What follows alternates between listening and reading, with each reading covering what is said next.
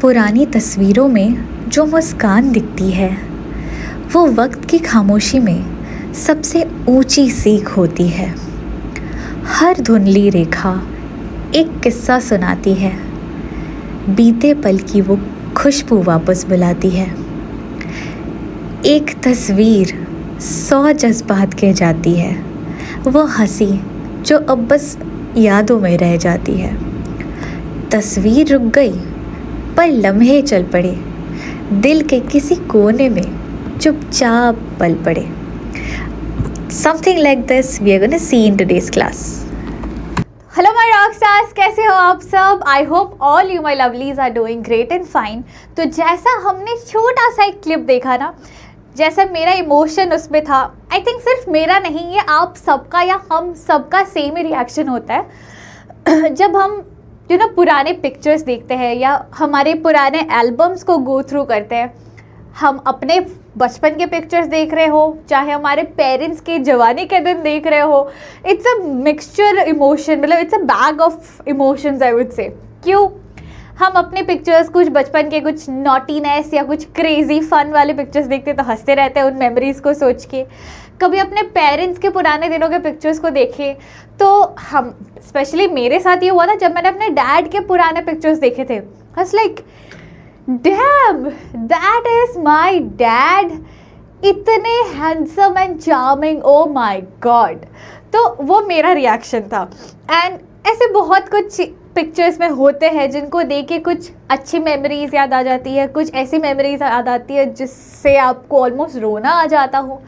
तो पुरानी pictures are just a bunch of emotions and nostalgia, right? तो वैसा ही कुछ सिमिलर हम आज हमारे सेशन में कवर करने वाले हैं, in our session of a photograph. ठीक है, अब ये जो फोटोग्राफ हमारा लेक्चर है 2 पार्ट्स में डिवाइडेड होंगे। पहले पार्ट में हम सिंपली हमारा जो भी पोम एक्सप्लेनेशन, पोम डिस्कशन या फिर सेंट्रल आइडिया या पूरा रिलेटेड टू द पोम, जो भी हमारे डिस्कशंस हैं वो सारे कंप्लीट करने वाले हैं। एंड पोस्ट दैट हम करने वाले हैं सेकंड लेक्चर, जिसमें सारे important question answers, NCERT question answers, ये सब डिस्कस करेंगे। अब आपको याद दिला दूँ वापस से, हर तीसरे चैप्टर के बाद हम एक PDF आपको प्रोवाइड करेंगे नोट्स में, जिसमें फर्स्ट 3 चैप्टर्स या जो भी 3 चैप्टर्स ख़त्म हो रहे हैं उनके उनके फाइनल से रिलेटेड इंपॉर्टेंट क्वेश्चंस हो या हाफ ईयरली से रिलेटेड इंपॉर्टेंट क्वेश्चंस हो, वो सब मौजूद होंगे जो आपको प्रैक्टिस करने हैं। ठीक है, तो without further ado let's begin with our discussion of this chapter. तो सबसे पहला चीज़ हम तो देखने वाले हैं वो ये है कि सेंट्रल आइडिया क्या है इस पोम का। What are we expecting to see इस पोम में, क्या क्या आने वाला है हमारे सामने। ठीक है, सबसे पहला चीज़, ये जो पूरा पोम है it is a tribute to the poet's mother who is dead now. मतलब हमारे जो पोएट है, पोएटेस है रादर, उनकी mama she is no more, she is dead. तो उनके मेमोरी में या उनके लिए पोएट ने ये पोम लिखा है। Okay, it's a tribute. Second, this pome shows the different phases of life. हमारे जीवन में ना बहुत सारे different phases and time spans आते हैं। फॉर एग्जाम्पल, जैसे हम एकदम छोटे से थे गोदी में, तो वी वर द छोटा किड्स, वो एक फेज था of childhood in our life. फिर हम आए हमारे टीनेज में, जिसमें अभी आप हो, तो that's a phase of life when you are transitioning. जैसे वैम्पायर्स में ट्रांजिशन होता है ना ह्यूमन से वैम्पायर्स का, वैसे ही हम चाइल्डहुड से लेके यूथ के बीच का जो ट्रांजिशन है उस फेज में होता है टीनेज। फिर आता है मेरा स्टेज जहाँ मैं हूँ, the youth part post the teenage, and multiple more phases अगर आप एज के हिसाब से काउंट करो। बट अगर आप एज अ लाइफ देखो ना, तो लाइफ में 3 से 4 फेजेस ही होते हैं। एक जब आप छोटे हो, मतलब इन योर यूथ, दूसरा जब आपकी शादी हो जाती है, तीसरी जब आपके बच्चे हो जाते हैं, you are a parent, and चौथी जब आप बूढ़े होके यू डाई। ठीक है, ब्रॉडर एस्पेक्ट में ये 3 या 4 फेजेस होते हैं लाइफ के। तो ये पोम में भी हमें वो फेजेस ऑफ लाइफ देखने को मिलेगा, different phases of life. And lastly it shows the transient nature of life. Transient मतलब टेम्पररी,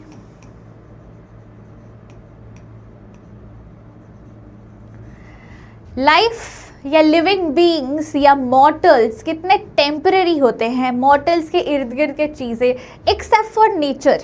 नेचर के अलावा हर एक लिविंग ऑर्गेनिज्म, हर एक लिविंग थिंग कितना ही टेम्पररी होता है इस दुनिया में उनका एग्जिस्टेंस, वो सारी चीज़ें भी हम इस पोम में देखने वाले हैं। ठीक है, सेंट्रल आइडिया या about the pome, main aspects, जो भी बुलाना है बुला लो, ये 3 चीज़ें इंपॉर्टेंट है फॉर द पोम। ठीक है, चलो आगे बढ़ते हैं to the line by line discussions. Now to start with the cardboard shows me how it was when the 2 girl cousins went paddling, each one holding one of my mother's hands, and she, the big girl, some 12 years or so. तो पहला जो stanza है, पहले स्टांजे में क्या बता रहे? The cardboard, मतलब कार्डबोर्ड इज पिक्चर या फोटोग्राफ।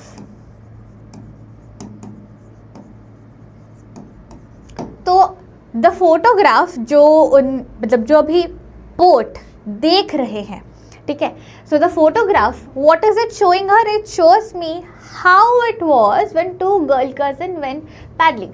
पैडलिंग का मतलब होता है walking. Each one holding one of my mother's hand and she the big one some 12 years or so।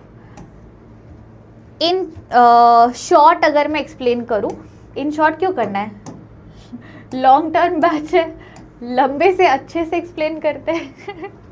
तो फर्स्ट 4 लाइन में ऐसा कहा जा रहा है कि ये जो फोटोग्राफ सडनली उठा के मैं देख रही हूँ, मतलब सपोज मैं ऑथर हूँ या मैं पोर्ट हूँ, ठीक है, एक फ़ोटो निकाला मैंने, पीस, पुराने टाइम्स में जैसे फोटोग्राफ्स नहीं आते थे प्रिंटेड, वैसे फ़ोटो निकाला मैंने, एंड उस फोटो में मैं क्या देख रही हूँ?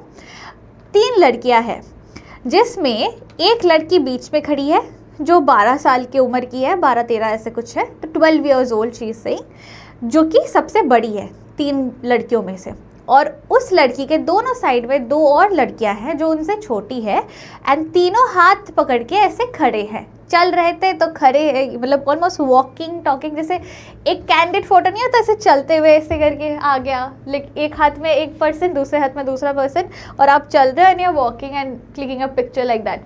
तो वैसा काइंड ऑफ एक candid yet very beautiful picture था, जिसमें इस पिक्चर में क्या था? 3 girls, there were 3 girls, eldest was 12 years old and बाकी दोनों they were all 3, they were holding hands। ठीक है, इतना फर्स्ट स्टैंजा में हमारे समझ आ रहा है। और एक और चीज़ जो समझ आ रही है, जो कि ये एल्डेस्ट है ना, ये eldest of all the 3 girls was the poet's mother.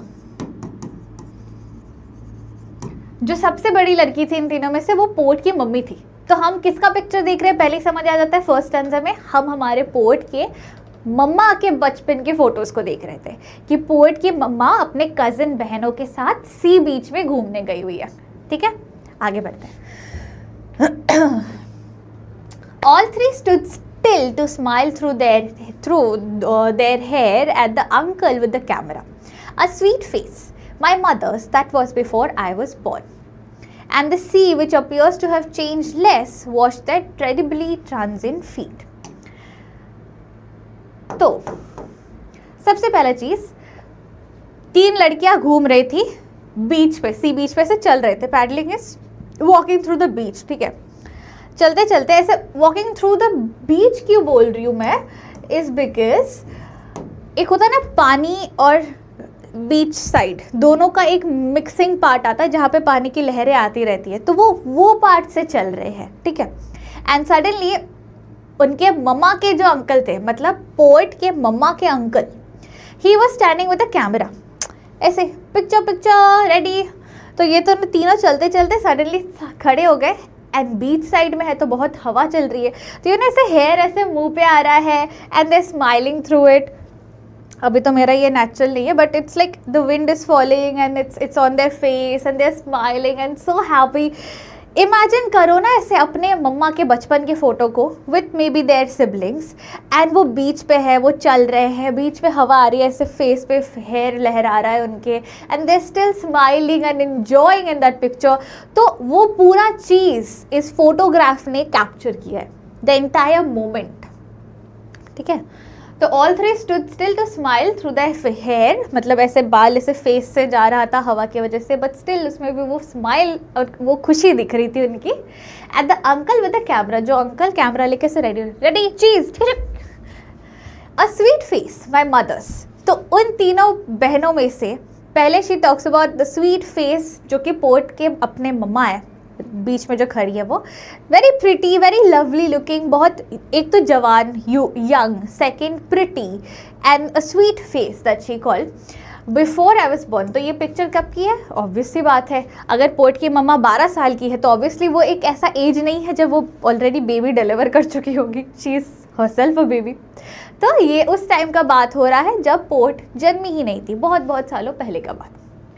And the sea, which appears to have changed less, washed their terribly transient feet. And उस पिक्चर में जो सी साइड दिख रहा है ना, वो सी मतलब पूरे फोटो में पोर्ट कैसा कहना है कि ये जो पूरा उनका एक फोटो फ्रेम है ना, इस फ्रेम में जो एक चीज़ अभी मतलब the time when port is looking at the picture, अभी भी एक चीज़ सेम है। वो क्या है? उनकी मम्मा नहीं, मम्मा तो बदल चुकी है, बचपन का था, अभी बड़ी हो गई है। क्या हुआ है वो हम जानेंगे बहुत जल्द। उनके मासीज भी नहीं, कज़न बहनें थे ना मम्मा के दोनों साइड में, तो उनकी मासी भी नहीं, वो भी बड़े हो गए हैं। क्या चेंज है, मतलब क्या सेम है? Rather the nature as in the sea beach जो है वो अभी भी सेम है, वो same beach, same sand, same type के लहरें अभी भी वैसी ही है जैसे पोर्ट को अपने जवानी के दिनों में दिख रही है। सो एंड उस पिक्चर में क्या हो रहा था? The sea was washing the transient feet of the 3 girls. मतलब ऐसे खड़े थे ना, तो लहरें आके उनके पैरों को धोकर जा रही थी every time they were standing there. Transient feet क्यों? क्योंकि टेम्पररी फीट, ह्यूमन नेचर या फिर any living beings, they are very temporary in this world. क्या पता कल मैं रहूँ ना रहूँ, कल क्या पता मैं आज यहाँ हूँ पढ़ा रही हूँ, कल पता नहीं मैं I am dead, you never know. तो it shows that temporary nature of human life या any living being, any living life. ठीक है, तो इन शॉर्ट ये पूरा जो जितने लाइन्स है यहाँ पे उसका मतलब बता देती हूँ मैं। पोर्ट एक दिन एक पिक्चर उठा के देखती है। उस पिक्चर में क्या है? वो पिक्चर उनके मम्मा के बचपन की है, जब उनकी मम्मा 12 साल की थी, और उनके दोनों साइड में उनकी 2 बहनें थी। And she was looking at the picture, जिसमें तीनों बहनें हाथ पकड़ के सी बीच में चल रही थी। हवा आ रहा था बहुत सुंदर सेफ, हेयर उनका मेसी होके फेस के ऊपर से जा रहा था। They were still smiling and enjoying that moment. वो फोटो कौन खींच रहा था? वो फोटो मम्मा के अंकल खींच रहे थे। ठीक है, and what else does it show? It shows that जवानी के दिनों में पोर्ट की मदर कितनी प्रिटी, कितनी स्वीट, कितनी खूबसूरत दिखती थी। Cool works also that picture portraits another important thing, the fact that इतने सालों में, मतलब आज पोर्ट जवान है और वो फोटो देख रही है अपने मम्मी की जवानी में, तो दोनों इतने big huge difference of years के बाद भी the only thing that remains same in the picture is the nature or the sea and the sea beach, जो अभी भी सेम है, जो उस टाइम में मम्मा के पैरों को पानी से धो रहे थे, वो समंदर की लहरें। ठीक है, I hope till here we are clear, कोई डाउट्स नहीं है। इजी पीजी का वर्ड मीनिंग भी बता दिया मैंने, जो भी डिफिकल्ट होता था। चलो आगे बढ़ते हैं। Okay, some 20-30 years later she'd laugh at the snapshot. See Betty and Dolly. Color change कर लेती पहले मैं. She'd say, and look how they dressed us for the beach. The sea holiday was her past. Mine is her laughter. Both vary with the labored ease of loss. पहले इतना देखते हैं, ठीक है? तो some 20-30 years later का बात कर रहे हैं हम इस स्टांजा पे। मतलब पहले स्टांजा में, फर्स्ट स्टांजा में हमने देखा कि ऑथर की mom was 12 years old। Second में भी वो कंटिन्यूएशन था बिकॉज वही चल रहा था। थर्ड स्टांजा में हमने देखा कि ऑथर की मॉम अब कितनी ईयर्स ओल्ड है, 20-30। अगर 30 years old, 30 years लेटर भी अगर हम लाइक कंसिडर करें तो शी इज़ नाउ 42 या फिर 32, डिपेंडिंग अपॉन 20 years या 30 years लेटर। ठीक है, I would consider 42 as the age, क्योंकि that's a typical middle age which is going towards बुढ़ापा। तो now the mother is possibly, I mean not now, ये जो इस स्टैंजा है, इस स्टैंजा पे the mother is possibly 42 years old। And वो वही पिक्चर को दिखाते हुए अब पोर्ट को बोल रही, अरे देखो ये फ़ोटो देखो कितनी फ़नी है, मुझे देखो, मेरे साथ में मेरे दो बहनों को, डॉली और बेटी को देखो, हम तीनों कितने फ़नी लग रहे हैं, हमें कैसे रेडी किया है बीच के लिए, कैसे अजीबोगरीब ड्रेस पहनाया है, ऐसे पोल्का डॉट सा अजीब सा, कैसा अजीब सा दिखने पिक्चर, मतलब there is no sense of fashion in it. Dress, see how they dressed up for the beach, मतलब इसमें ये क्लियर है, पोर्ट की मदर बोल रही थी कि there was no sense of fashion.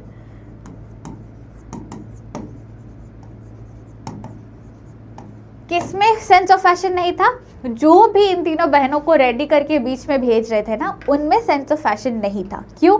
क्योंकि बीच में ऐसे कपड़े पहन के भेजे थे जो कि बीच से सिमिलर नहीं है। हम क्या सोचते हैं, हम पहाड़ों में जा रहे हैं तो जैकेट्स पहनेंगे, सुंदर full sleeve full pant stuff. समंदर में जा रहे हैं तो बीच वर्दी कुछ एकदम कूल सा नाइस सा पहनेंगे, है ना। बट यहाँ पे they were dressed up in a weird manner, like wearing a frock kind of a dress जिसमें पोल्का डॉट्स थे, अजीब से हेयर स्टाइल बनाए हुए थे। तो all over they were looking very funny to the poet's mother, और वो हंसती थी उस पिक्चर को दिखा के। एंड पोर्ट का कहना है अब नाउ, राइट नाउ, नहीं राइट नाउ के पहले वो पिक्चर्स दिखा के she would laugh and that was her past. वो अपने, मतलब जो पोर्ट की मम्मा है, वो अपने पुराने दिनों के पिक्चर्स को दिखा के हंसती थी। एंड वो पुराने दिन मम्मा के लिए पास था, लेकिन मम्मा की ये जो हंसी है, ये जो मतलब नॉस्टैल्जिया में उनके एक्सप्रेशंस जो निकल के आ रहे हैं, ये अब पोर्ट के लिए पास्ट हो चुका है। मतलब ये पार्ट मैं इसके साथ रिलेट करके पढ़ाती हूँ, ठीक है। Now she is been dead nearly as many years as the girl lived. तो वो लड़की का एज क्या था फर्स्ट फेज में? She was 12 years old। अभी जब ये पोर्ट लिख रही है ये पोम, ये और 12 साल बाद है। मतलब इफ़ शी वॉज 42, 64 years के एज में द मदर डाइड। ठीक है, एक सेकेंड,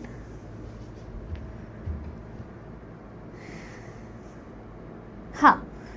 तो नहीं, actually I will not take the age counter because हमें एग्जैक्टली नहीं पता कि किस टाइम के 12 साल बाद, तो हम टाइमलाइन अभी नहीं ले रहे हैं। बट रादर अभी जब ये पोर्ट पोम लिख रही है, दैट टाइम शी सेज 12 साल हो गए हैं कि मेरी मम्मी मर चुकी है, she is dead, she is been nearly dead now. And ये 12 साल पहले जो मेरी मम्मी would show me the pictures, laugh at her past, now like missing her past basically, now I miss her laughter and her smiles and happiness that I would see every day। तो port का ये कहना है कि एक time था जब उनकी मम्मा मिडिल एज थी, उस टाइम में मैं छोटी थी, मुझे मम्मा अपने बचपन के फ़ोटोज़ दिखा के हंसा करती थी, मजाक उड़ाया करती थी उन पिक्चर्स का कि हम कितने फ़नी दिखते हैं वगैरह वगैरह। लेकिन जब अब मैं अपने ग्रोन अप एज में आ गई हूँ, तब मेरी मम्मा अब मेरे साथ है ही नहीं। तो ये पिक्चर्स को देख के वो हंसना, वो एक्सप्लेन करना, वो कॉमेडी करना, वो सब चीज़ें अब सब साइलेंट हो चुकी है। क्यों? क्योंकि मेरी माँ ही अब नहीं रही। तो the silence of loss, the grief of loss is being shown here with silence। ठीक है, mine is her laughter। मतलब ये देखो line, the sea holiday was her past मतलब मम्मा के लिए उनका वो सी हॉलीडे पास्ट था, और ऑथर के लिए मम्मी का हंसना, उनको एक्सप्रेस करना, वो पास्ट बन चुका था क्योंकि मम्मा मर गई थी। Both wry with laboured ease of loss. ये दोनों ही चीज़ें, दोनों के लिए ही it was a thing of loss. कैसे? मम्मा के लिए ये लॉस इसलिए था क्योंकि वो अपने उन फन, उन मस्ती भरे दिनों को वापस जी नहीं सकती थी, वो उनके लिए पास था।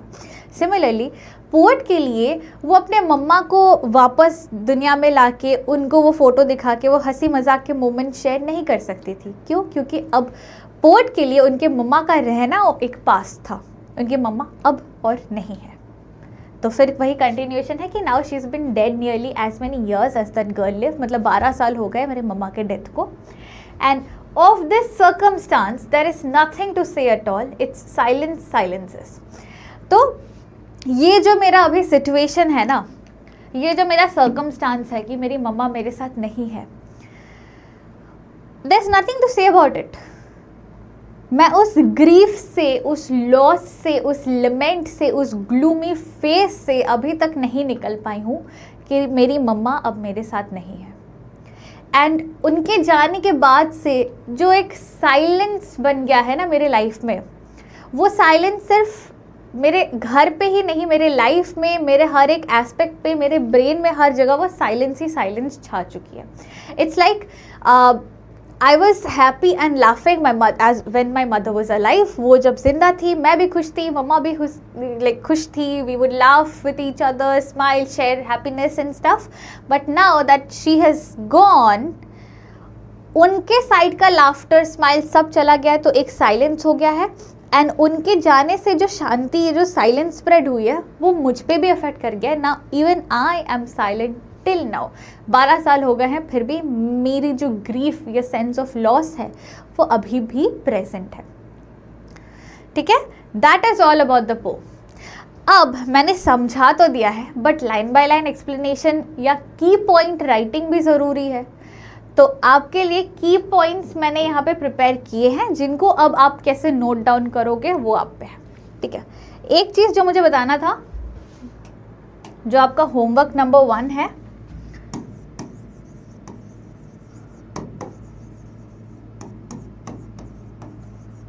ये आपका होमवर्क नंबर 1 है. ये मुझसे चेक कराने का कोई ज़रूरत नहीं है, because this is a homework for you, for every poet, for every author. ठीक है, ये आपको करके रखना ही है. यू नो आपको इनके लिए 3 पॉइंट्स बनाने हैं. क्या क्या थे? I hope again you remember. एक था उनका DOB का, मतलब डेट ऑफ बर्थ का year to date of death का ईयर. सेकेंड, उनके कुछ फेमस वर्क्स 2 से 3, including the one we are studying. And third, उनका जॉनर या टाइप या नेचर ऑफ वर्क. ठीक है, ये 3 चीज़ें कर लेना. Now coming from the first, second, third, एक के बाद एक स्टांजा बाय स्टांजा फॉलो होके. ठीक है, the old memories of her mother's childhood when she was 12 years old. कहाँ से आया? From an old photograph stuck on a cardboard. तो यहाँ पे पोम में कार्डबोर्ड बोला गया है. पोएट बोल ही सकती थी द फोटोग्राफ ना, उसने कार्डबोर्ड बोला. क्यों? The cardboard symbolizes the photograph.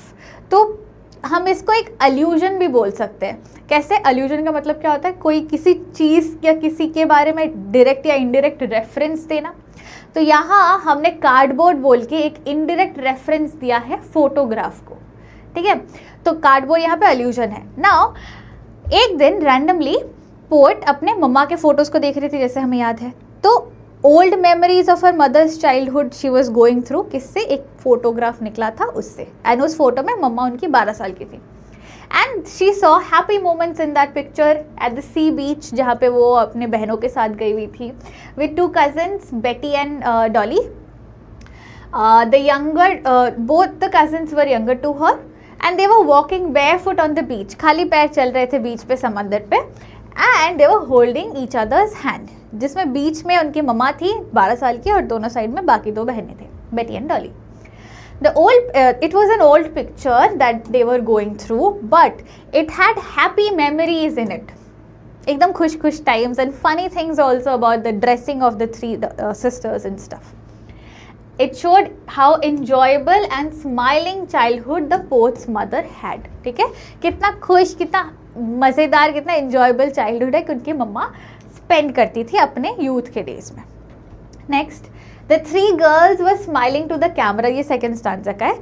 तीनों ही लड़कियां बीच में चलते चलते से खड़ी हो गई थी क्योंकि अंकल ने क्या किया था, कैमरा लेके पोज किया कि चलो चलो come on let's click a picture. तो तीनों लड़कियां चलते चलते से रुक गई.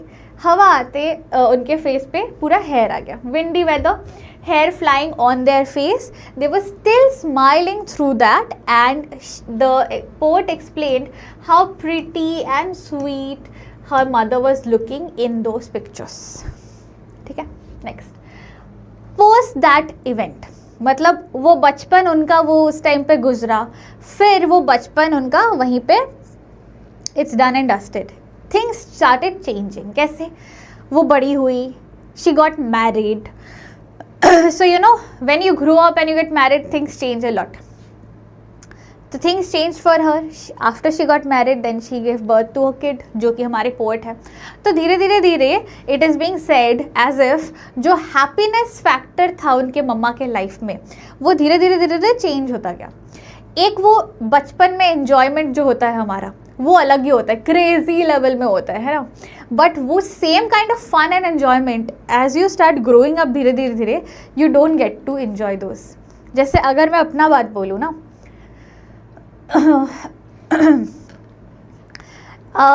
एक सेकेंड, मैं पहले पानी पी लूँ.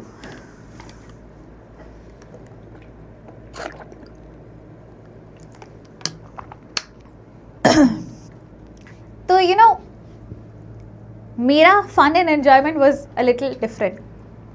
मुझे बहुत ज़्यादा खेल कूद करने में मज़ा आता था एंड बदमाशी भी, बट किसको पता नहीं था. ठीक है, all the elders knew I am a very good and decent girl.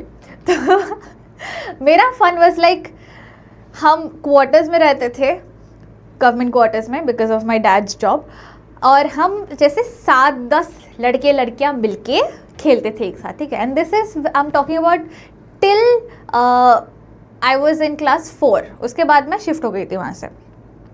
तो उस टाइम पे, उस बचपन से लेके क्लास 4 तक क्या होता था, हम शाम में खेलने निकलते थे, या कोई भी छुट्टी के दिन में तो सुबह भी निकल जाते थे. एंड हम हमारे 15 फ्लोर के एक बिल्डिंग्स होते थे ना, तो हम क्या करते थे, सीढ़ियों में मतलब catch me if you can type खेलते रहते थे, या कलर मैन खेलते थे, तो सीढ़ी भी यूज़ करते थे हम. नाउ मेरा फन वॉज, चैलेंज करती थी मैं, ऐसे एक सेट ऑफ अगर स्टेयर्स है, एक सेट में 12-13 स्टेयर्स है. ठीक है, मैं चैलेंज क्या करती थी, इधर से लेके नीचे फ्लोर तक आना है बिना stepping on any of the stairs. तो इधर से डायरेक्ट मैं कूदती थी. ठीक है, and I used to challenge people को, जो कोई और कर ही नहीं सकता था. एंड फिर कुछ ऐसा वॉल होता था ना, जैसे यहाँ पे वॉल है, तो मैं वॉल पे चढ़ जाती थी. अगर कुछ भी उनमें लगे हुए होता था ना, मैं उनको ऐसे क्लाइंब करते हुए चढ़ जाती थी, पेड़ों पे चढ़ जाती थी मैं. I would love doing all of these things. अभी ऑन द अदर हैंड, अगर मैं 10-12 सीढ़ी के ऊपर से जंप करूँ, मेरा मन करता है मैं करूँ, बट अगर मैं करूँगी तो सोसाइटी क्या बोलेगी.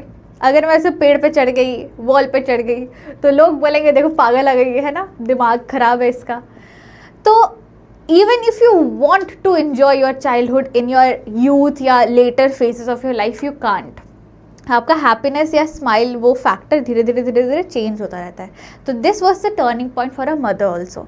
इस टाइम पे उन्होंने बहुत मौज मस्ती कर ली थी. फिर टीन एज आया, life started changing, she got married. तो ऐसा नहीं है कि वो हैप्पी नहीं थी, but it kind of started deteriorating. खुश तो है बट उस टाइम जैसा और नहीं है. ठीक है, I hope you are getting what I am trying to से.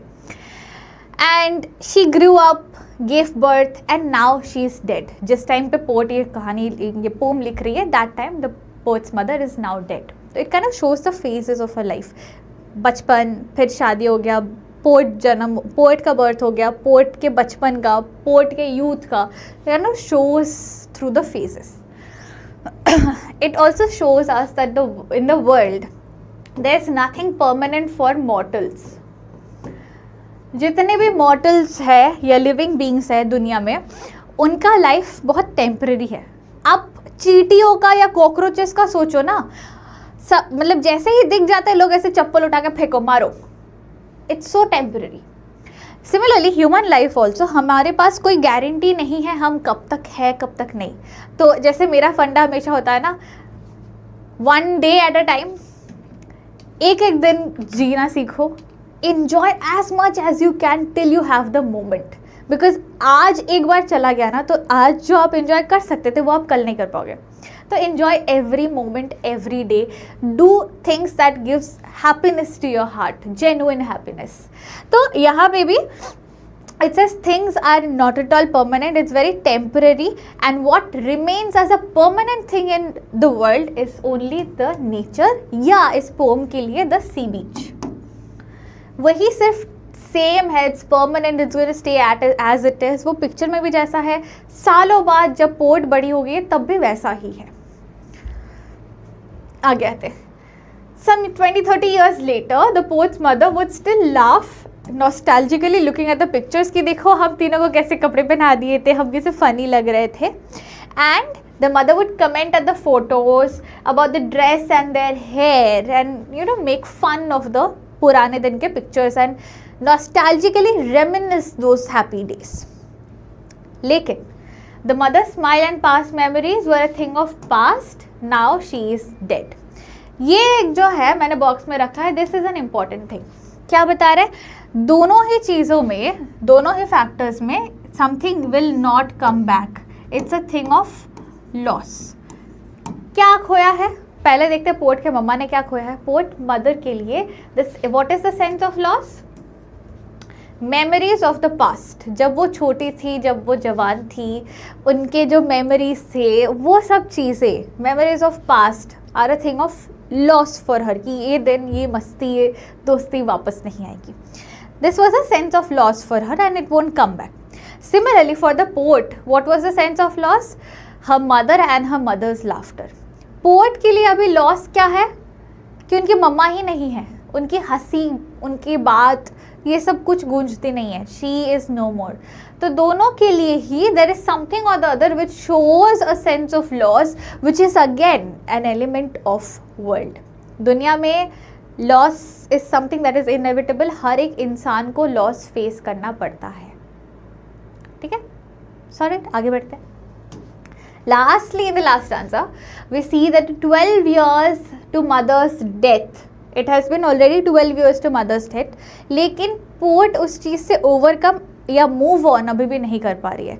She is just grief स्टिकन. वो अपने मम्मा को खोने का दुख या गम भुला ही नहीं पा रही है. She is just stuck there. ठीक है. And she says there is no words to express her loss. मतलब जो उन्होंने खोया है वो एक्सप्रेस करने के लिए उनके पास कोई वर्ड ही नहीं है. And there is a painful silence जो कि डेथ ने लाया है उनके घर में हो, उनके माइंड में हो, उनके हार्ट में हो. क्यों? क्योंकि पहले घर में जब वो रहती थी, उनकी मम्मा रहती थी, she would laugh, smile, talk, but now her mother is not there with her anymore. Nobody would laugh and smile like her mother. And she felt the absence, एक silence which remained through her even now after 12 years. And it's a very gloomy atmosphere that she is presently in right now. ठीक है, sorted, clear, cool, all good. चलो आगे बढ़ते हैं.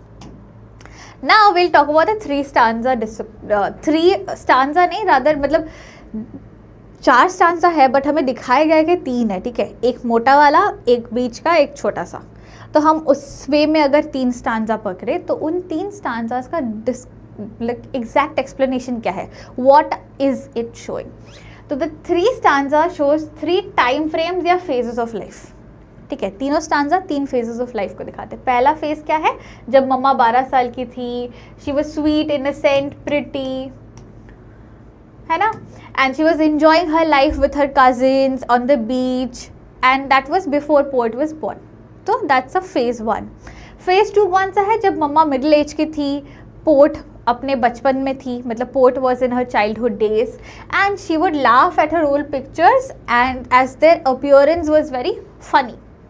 उनके जो कपड़े थे वो पिक्चर्स में बहुत फ़नी थे, इसीलिए वो उनको दिखा के nostalgically she would comment on it and laugh at it. Third phase ये है जबकि poet is feeling a sense of loss. Poet's feeling for dead mother. Present time, ये ही मतलब this is the present time that we are talking about. जब poet की मम्मा she is no more, it's been 12 years to losing her mother, and there is a deep silence caused by loss in the poet's life. ठीक है, these are the 3 descriptions of the stanzas. अब आते हैं आगे poetic devices पे। कौन कौन से पोएटिक डिवाइसेस है इस पोम में? बहुत इजी है। पहला, पर्सोनिफिकेशन। पर्सोनिफिकेशन कैसे है? पर्सोनिफिकेशन का मतलब क्या होता है? पोएटिक डिवाइस वाला सेशन देख लिया ना, तो पता होना चाहिए। तो पर्सोनिफिकेशन मतलब जब आप कोई ह्यूमन क्वालिटी देते हो किसी भी नॉन ह्यूमन थिंग को। तो यहाँ पे क्या ह्यूमन क्वालिटी दिया गया है? Silence, silences. मतलब this is a situation that you are talking about ना, जब मेरी मम्मा नहीं है तो सिचुएशन को, which is a non human thing, situation को साइलेंट या चुप रहने का कैपेबिलिटी दिया जा रहा है। दस इट्स पर्सोनिफिकेशन। ठीक है, नेक्स्ट ऑक्सीमोरन। ऑक्सीमोरन मतलब क्या होता है? When you using 2 opposite words together.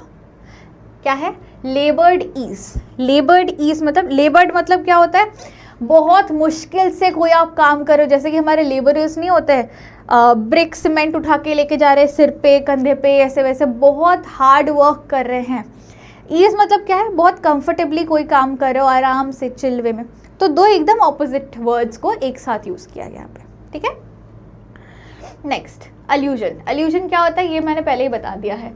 Allusion मतलब जब आप कोई चीज़ का या किसी इंसान का, किसी जगह का इनडायरेक्ट रेफरेंस देते हो। तो यहाँ पे कार्डबोर्ड यूज़ किया गया है to refer to a photograph.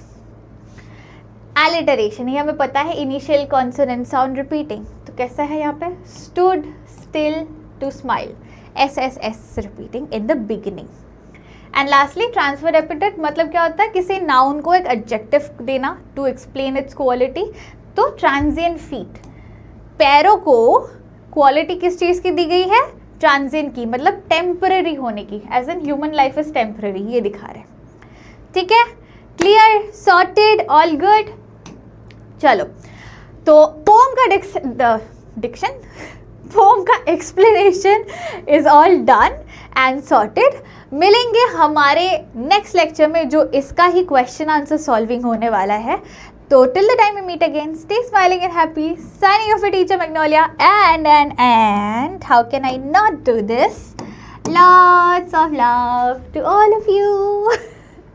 Stay happy and smiling guys. See you soon. Take care. Bye bye. And poem को अच्छे से पढ़ लेना.